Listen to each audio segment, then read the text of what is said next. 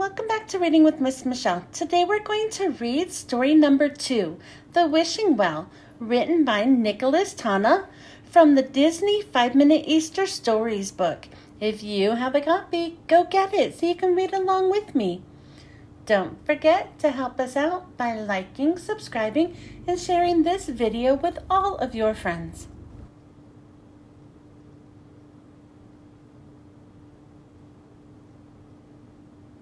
Disney Princess, The Wishing Well. One bright spring morning, before she met the dwarfs or the prince, Snow White leaned over her balcony to catch a glimpse of the flowery meadow. But this was no ordinary spring. It hadn't rained much, and there weren't nearly as many flowers as usual. Snow White tried to listen for the far-off tinkling of the forest stream, but instead she heard a cry that sounded as if it was coming from the wishing well below her balcony. She raced down the castle stairs and over to the wishing well. Snow White peered into the well, and she was surprised to find a bunny inside. It was sipping from a puddle of water. "You must be very thirsty," she said. Startled, the bunny tried to climb out, but it was too small. "It's much easier to get in than to get out," called Snow White. "Don't worry, I'll help you." She cupped her hands and leaned over so the bunny could hop into them, but it couldn't jump high enough. Almost, but not quite. "I know," Snow White said. "I can bring you up in the bucket." She lowered the bucket slowly, but when she tried to raise it again with the bunny inside, the rope broke. Snow White closed her eyes and wished for the bunny to be safely out of the well. When she opened them again, a squirrel had joined the bunny, leaning down to drink out of the puddle. "Perhaps there isn't enough water in the well to make a proper wish," Snow White thought.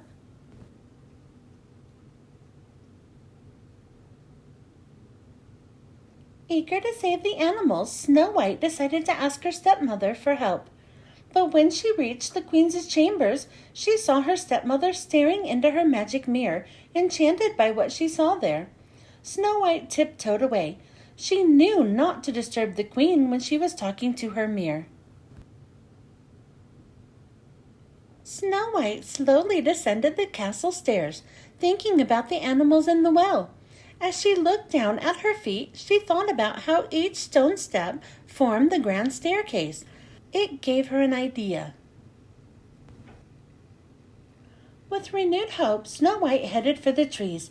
She sped through the meadow and into the brush until she came to a trail of stones deep in the forest. Snow White bent down to lift one of the heavy rocks, then hauled it out of the woods. Snow White rested the stone on the edge of the wishing well and peeked inside to check on the animals. She saw that a raccoon, a chipmunk, and a skunk had joined the others trapped inside. "Watch out," Snow White called, before carefully dropping the stone down along the inner edge of the well. Without uttering another word, she dashed off into the forest once more. Soon, Snow White returned with another stone, and she dropped it into the well the same way as the first. "Push this one next to the first rock," she told the animals. Then she brought another stone and another.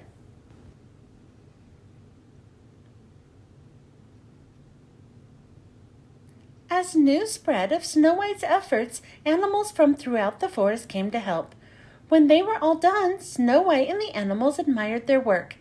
"It's not as fancy as the one in the castle, but it will have to do," said Snow White.